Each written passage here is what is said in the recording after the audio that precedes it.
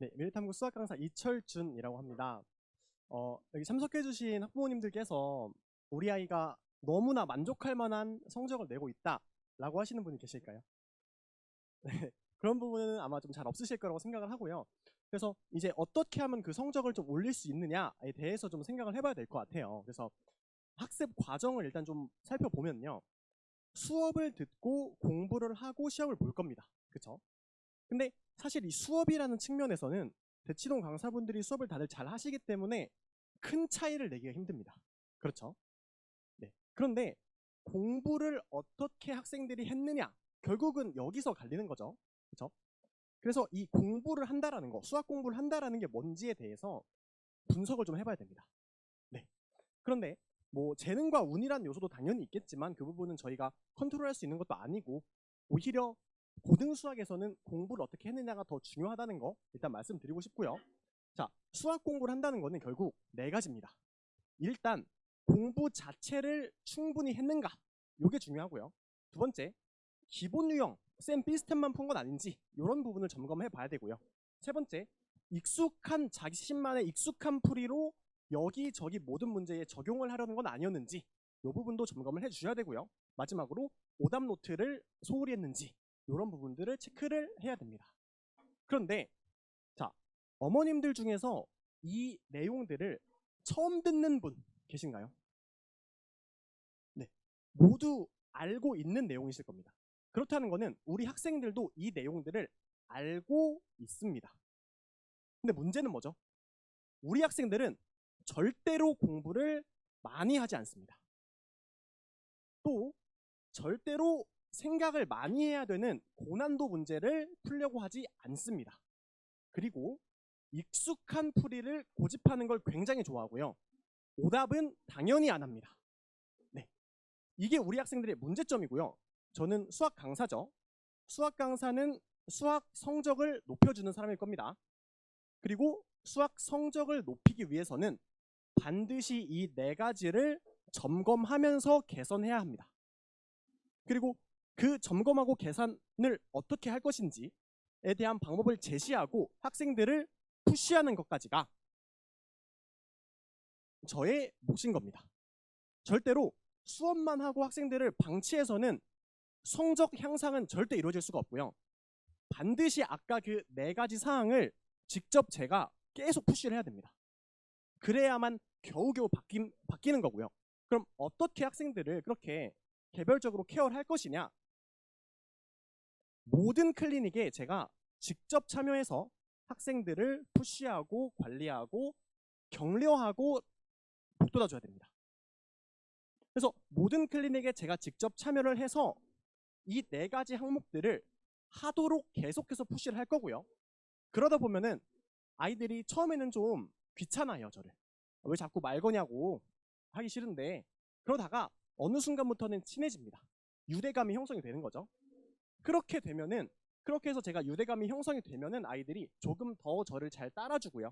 그러다 보면 더 친해지고 더 잘 따라주고 이런 선순환이 이루어집니다. 그리고 이런 선순환이 클리닉을 통해서 이루어지는 만큼 클리닉이 정말 중요합니다. 제가 클리닉의 중요성을 강조하기 위해서 한 가지 더 교육학 이론을 좀 준비해봤습니다. 제가 아까 보신 분도 계시겠지만 저는 고려대학교 수학교육과를 졸업한 사람인데, 수학교육과라는 곳은 수학이라는 학문과 교육학이라는 학문 두 가지를 배우는 곳인데요.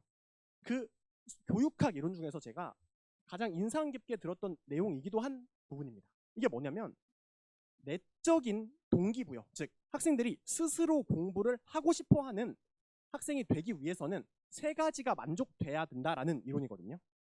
그 이론을 고등 수학에 적용을 해보면 어떻게 되는 거냐면은 학생들은 칭찬과 격려가 가득한 환경이 필요합니다. 환경. 학생들이 스스로 공부하기 위해서는 격려가 필요하고 그런 환경이 필요하고요. 두 번째, 자신이 뿌듯함을 느낄 만한 과제를 풀어야 됩니다. 아무 과제나 풀어서는 안 됩니다. 뿌듯함을 느낄 만한 과제를 칭찬과 격려가 가득한 환경 속에서 스스로 풀어야 됩니다. 스스로. 이 세 가지가 충족되면 학생들은 내적 동기가 부여가 돼서 스스로 공부를 하고 싶어 한다. 이게 이제 이론이거든요. 근데 아까 이 클리닉에서 제가 지도하는 방식을 보면은 강사와 학생 간의 유대감이 형성된다고 했는데 유대감이 형성된다는 거는 방금 말씀드린 안정적인 환경이 조성이 된다는 거죠. 칭찬과 격려가 가득한 환경 조성입니다. 그리고 심화 문제를 풀도록 제가 푸시를 한다는 거는 끝까지 문제를 풀어준다는 게 아니에요. 심화 문제를 풀도록 격려를 해주고요.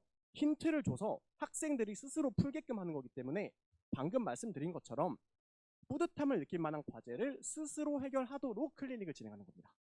네, 그만큼 저는 이 클리닉의 중요성을 2번이나 강조할 정도로 중요하게 생각하고 그거를 실천하는 강사입니다. 네, 그래서 클리닉에 대한 부분은 여기까지 이제 말씀드리겠고요. 그 다음은 관리 부분인데요. 학부모와 학생 간의 대화입니다. 네, 학부모님이 이렇게 말씀하시죠. 학원 잘 다녀왔니? 학생, 네. 학원 다닐만 하니? 네. 학원에서 뭘 배웠니? 이것저것이요. 테스트 성적 나왔니? 아, 모르겠어요. 네, 익숙한 패턴이시죠. 이런 대화가 이런 대화 이후에 결국은 갈등이 사실 초래될 거예요.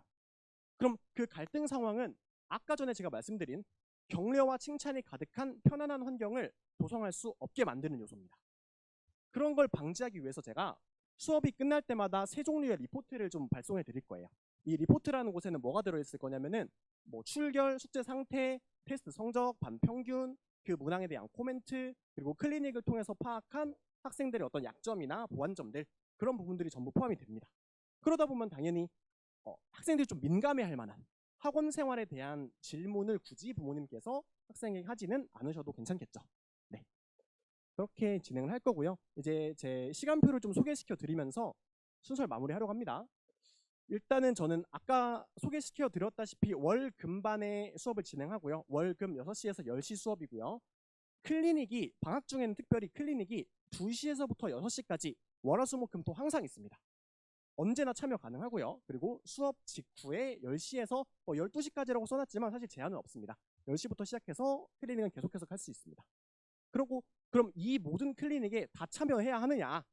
그건 아닙니다. 다 참여하실 필요는 없고 선택적으로 참여하는 건데 다만 월, 금 수업 이후의 클리닉은 반드시 당일 오답은 저 클리닉에서 해결을 하고 가야 됩니다. 네, 당일 클리닉을 통해서 오답은 반드시 해결을 하고 귀가해야 됩니다. 아무래도 10시보다 좀 늦게 끝난다는 거죠.